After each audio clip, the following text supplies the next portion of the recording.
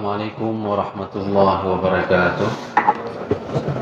Alhamdulillah bi ni'matihi tatimmus shalihat wa bi fadlihi tatanazzalul barakatuh. Asyhadu an la ilaha illallah lahu da'watul haqq harisun 'alaiha wa awjaba tabshiri biha wal takum minkum ummatu yad'una ilal khair wa ya'muruna bil ma'ruf wa yanhauna 'anil munkar wa ulaika humul muflihun.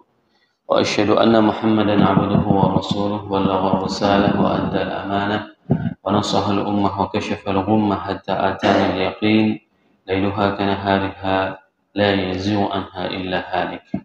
اللهم صل وسلم وبارك وأنعم على حبيبنا وشفيعنا وزخرنا ومولانا محمد وعلى أزواجه أمهات المؤمنين وذرياته وآل بيته وأصحابه أجمعين. اللهم صل على روح سيدنا محمد في الأرواح وعلى جسده في الأجساد وعلى قبره في القبور وعلى آله وأصحابه أجمعين. رب اشرح لي صدري ويسر لي أمري واحلل عقدة من لساني يفقهوا قولي. أما بعد. Para asatiz yang saya muliakan, ayah bunda yang saya cintai, dan bapak ibu jemaah salat subuh yang dirahmati Allah, marilah senantiasa kita memanjatkan puji dan syukur kepada Allah yang telah memberikan nikmat iman kepada kita sehingga kita dapat melaksanakan salat subuh berjemaah sembari beriktikaf di rumah Allah. Semoga ini menjadi amal saleh yang akan memperberat mizan kita hingga hari akhirat. Salawat dan salam mari sama-sama kita panjatkan kepada junjungan kita Nabi besar Muhammad SAW yang telah mengajarkan kepada kita segala aspek tatanan kehidupan, sehingga apabila seseorang melaksanakan apapun yang diperintahkan oleh baginda Rasulullah SAW, maka mereka tidak akan pernah dalam keadaan tersesat. Bahkan suatu hari para sahabat pada saat Rasul sedang salat, Rasul menanggalkan sandalnya, maka para sahabat yang lain semuanya juga menanggalkan salat. Padahal mereka tidak tahu kenapa Rasul melepaskan sandalnya. Ternyata datang malaikat mengatakan bahwasanya, wahai Muhammad, di sandalmu ada najis, maka tinggallah sandal itu. Para sahabat mereka tanpa harus bertanya kenapa Rasul berbuat seperti itu. Mereka apapun yang disampaikan oleh Rasul, mereka akan terima secara mentah-mentah. Kenapa? Wa ma yantiqu 'anil hawa in huwa illa wahyun yuha. Rasul tidak akan pernah berbuat sesuatu berdasarkan nafsunya. Akan tetapi apapun yang disampaikan, yang dikerjakan oleh Rasulullah SAW itu merupakan wahyu yang diperintahkan oleh Allah Subhanahu wa Ta'ala. Semoga jemaah subuh yang berhadir pada subuh yang berbahagia ini merupakan di antara umat Nabi Muhammad SAW yang akan diberikan syafaat oleh baginda Rasulullah SAW, dan di antaranya juga kita akan disuguhkan air dari telaga Kautsar dari tangan mulia tersebut. Allahumma amin. Bapak Ibu jemaah salat subuh yang dirahmati Allah, pada subuh yang berbahagia ini kita akan membahas ayat 8 sampai dengan ayat 10 surat Al-Balad. Semoga 3 ayat ini bisa kita hafal setelah subuh ini dan kita mengetahui maknanya, sehingga pada saat kita membacanya kita mempunyai pemahaman yang baik dan benar, dan kita bisa mentadabburi dari makna Al-Quran tersebut sesuai dengan tafsir Ibnu Ashur At-Tahrir wal Tanwir. Allah berfirman, A'udzubillahi minasyaitonir rajim. Bismillahirrahmanirrahim. Alam naj'al lahu 'aynayn wa lisanan wa syafatayn wa hadainahu najdain. 3 ayat ini memberikan penjelasan kepada kita tentang bagaimana Allah memberikan kepada manusia alam naj'al lahu 'aynayn. Apakah mereka tidak melihat bagaimana Allah memberikan kepada manusia itu aynayn, 2 mata, wa lisanan wa syafatain, dan lisan dan 2 bibir, wa hadainahu najdain, dan Allah juga memberikan jalan pilihan yang baik dan yang buruk. Nah, Imam Ibnu Ashur di sini menjelaskan bahwasanya ini merupakan ta'lilul inkari wa tawbih bi qawlihi ayahsabu an la yaqdira 'alaihi ahad. Ini untuk merendahkan dan untuk menghina orang-orang yang merasa selama ini bahwasanya mereka itu selalu tidak terpantau, bahwasanya Semua aktivitas yang kita lakukan itu adalah dalam pemantauan Allah, sehingga Allah memberikan kepada kita bahwasanya ada dua mata. Kenapa Allah tidak mengatakan satu mata? Karena semua makhluk ciptaan Allah itu diberikan dua mata. Dan ternyata sangat unik, Bapak Ibu jemaah yang dirahmati Allah, bahwasanya mata yang diciptakan oleh Allah itu dia mempunyai irisannya itu melebihi dari 40 irisan. Jari kita itu bisa dijadikan sebagai password dikarenakan sidik jari. Dikarenakan keunikan antara kita satu orang dengan orang yang lain itu mempunyai perbedaan sidik jari. Irisannya itu hanya 40. Ada 40 irisan, tapi mata kita itu mempunyai irisan 250 irisan. Sehingga kecanggihan teknologi hari ini, orang membuat password itu adalah dengan mata. Apabila deteksi matanya, maka akan terbuka kuncinya. Ini yang membuat kita banyak tidak kita ketahui tentang mata. Padahal Allah menjelaskan di dalam ayat ini, alam naj'al lahu aynain, bahwasanya Allah lah yang menciptakan kedua mata, dan mata kita hari ini berkedip itu lebih dari 4.200.000 kali dalam satu tahun. Bayangkan kalau seandainya mata kita itu tidak berkedip, kita topang mata kita itu dengan jongkel gigi ataupun dengan korek api, maka dia akan meleleh airnya. Hal-hal seperti ini kita tidak pernah memahami. Bahkan piksel mata kita, pada saat kita melihat pemandangan yang begitu indah, kita ingin mencoba memfotonya dengan smartphone kita, hasilnya sangat berbeda. Kenapa? Karena daya baca piksel tersebut sangat luar biasa di mata kita. Dan kemampuan membacanya itu adalah 1/10 detik. Misalnya hari ini, subuh ini Bapak Ibu melihat saya, sosok yang di depan itu hanya memerlukan waktu 1/10 detik. Sehingga informasi tersebut ditransfer melalui foton jumlah warna, sehingga itu disalurkan melalui gelombang elektrik ke dalam otak kita. Ada seorang laki-laki sedang duduk di atas sajadah, dia memakai baju putih, sedang berceramah. Itu semua informasi itu terkompilasi, diberikan informasi. Bayangkan kalau seandainya orang punya mata, tapi dia tidak bisa melihat dengan matanya. Kenapa? Karena uratnya yang terputus. Padahal mempunyai perangkat yang sama, akan tetapi dia tidak bisa mendapatkan informasi. Inilah keajaiban ciptaan Allah, sehingga Imam Ibnu Ashur mengatakan bahwasanya annahu khalaqa masyairul idrak. Allah menciptakan dengan alat-alat yang disebutkan tadi itu adalah untuk mengetahui informasi, ya. Allati minhal aynain, di antaranya itu adalah dua mata. Wa khalaqa ayatul ibadah wa hiya al-lisan wasyafatain. Dan Allah menciptakan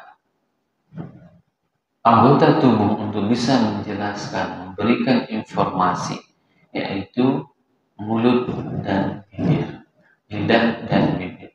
Sangat unik, lidah kita itu bisa merasakan lebih dari 10.000 rasa. Siapa yang punya alat yang bisa mendeteksi seperti itu? Cobalah makan. Pada saat seseorang makan kuah mie, maka akan terasa cita rasanya di lidah. Begitu sudah lewat lidah, maka kuah mie, burger, pizza, bakso, soto, itu semua tidak ada lagi rasanya. Jadi rasa sebuah makanan itu hanya ada di lidahnya. Dan lidah inilah yang membuat bisa mendeteksi 10.000 cita rasa. Maka pada saat lidah manusia itu dia tidak berfungsi lagi, dan itu dapat dilihat dari warna. Lidah warna orang sakit itu bagaimana, lidah warna orang sehat itu seperti apa. Itu semua akan bisa dideteksi melalui lidah. Kalau seandainya lidah orang itu pendek, maka ini juga menjadi masalah.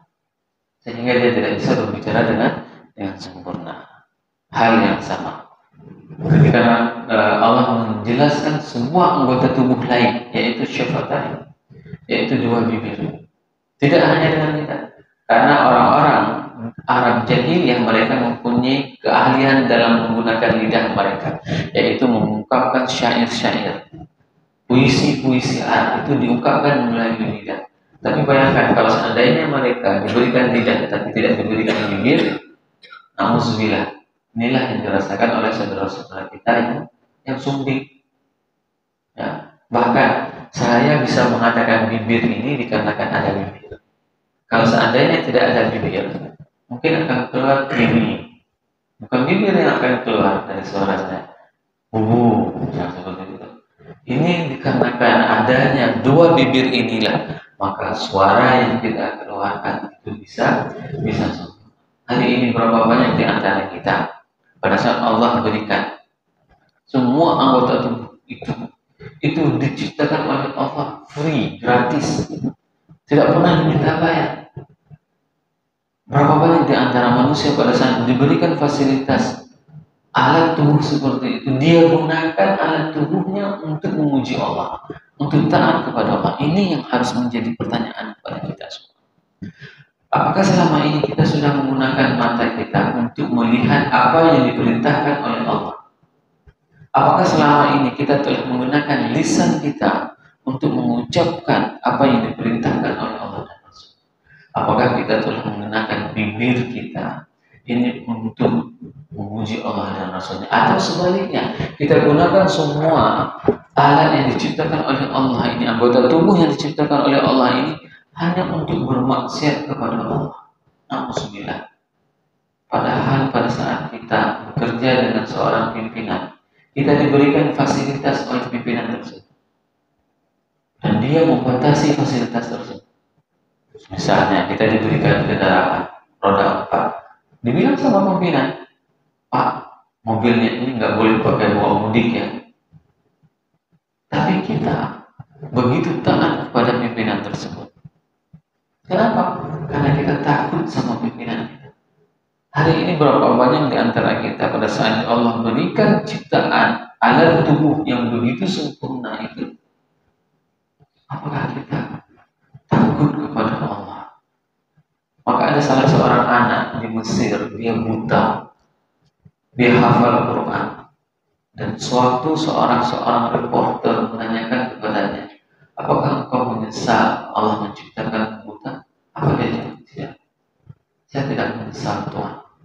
Dikarenakan apa? Nanti di hari akhirat saya akan terlepas dari hisab mata ini. Saya hanya akan mempertanggungjawabkan hisab di hadapan Allah dengan lisan saya. Dan saya hari ini telah menghafal Quran dengan lisan saya. Ini jawaban dari anak yang berumur 10 tahun pada saat dia tidak mempunyai mata. Maka pada saat Allah masih memberikan nikmat tubuh kepada kita, diberikan mata yang sehat, diberikan lidah yang baik, bibir yang bagus, gunakanlah semua alat tubuh yang diciptakan oleh Allah itu untuk mendekatkan diri kita kepada Allah dan kepada Rasulullah SAW. Sehingga Imam Ibnu Ashur menjelaskan bahwasanya bagaimana firman Allah, wa qala Allah Ta'ala alam ya'lam man khalaqa wa huwa al-latiful khabir. Allah adalah pencipta kita dan Allah sangat lembut terhadap ciptaannya. Sangat lembut ciptaan Allah. Allah itu sangat lembut. Wa huwa latiful khabir. Allah maha lembut dan maha mengetahui. Sangat unik pada saat kita bercerita tentang lidah kita itu merupakan salah satu otot yang tidak pernah lelah. Bayangkan kalau seandainya ada kram lidah ataupun terkilir lidah karena dia bekerja terus, maka kita tidak akan bisa menggerakkan mulut kita. Dan banyak hal yang sangat unik pada saat kita mentadabburi terhadap ciptaan Allah ini. Bahkan mata kita itu tidak pernah lagi membesar dari ukurannya pada saat seseorang berumur di umur 10 tahun. Maka matanya itu tidak pernah mengembang, tidak pernah besar. Coba bayangkan kalau seandainya semakin tua seseorang tersebut, maka matanya semakin besar. Nah, maka kita akan melihat wajah orang dengan mata yang paling besar. Kalau ada umur 100 tahun, maka matanya itu akan sebesar bakso misalnya, bakso urat. Itu tidak seperti itu. Begitu juga dengan bibir kita. Bibir kita sangat simetris, sehingga apabila kita tersenyum sangat indah untuk dilihat. Bahkan kalau seandainya Allah hanya menciptakan bibirnya bibir atas saja, tidak ada bibir di bawah, apa yang terjadi dengan manusia?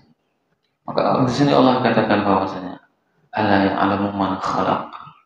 Bukankah Allah mengetahui bahwasanya itu adalah pencipta, wa huwal latiful khabir, dan Allah lah yang sangat lembut dan lebih yang maha mengetahui. Bapak Ibu jemaah yang dirahmati Allah, dan Allah menjelaskan wa hadainahun najdain, bahwasanya hadaina hidayah, hadaina itu merupakan hidayah, dilalatun ala tariqil mubalaghah ila makanin maqsud asiru ilaihi, yaitu merupakan sebuah petunjuk untuk menuju kepada sebuah tujuan. Ini yang dinamakan dengan hidayah. Banyak di antara orang yang mengatakan bahwasanya dia belum dapat hidayah. Ini salah. Maka dikarenakan apa? Dikarenakan hidayah tersebut sudah ada.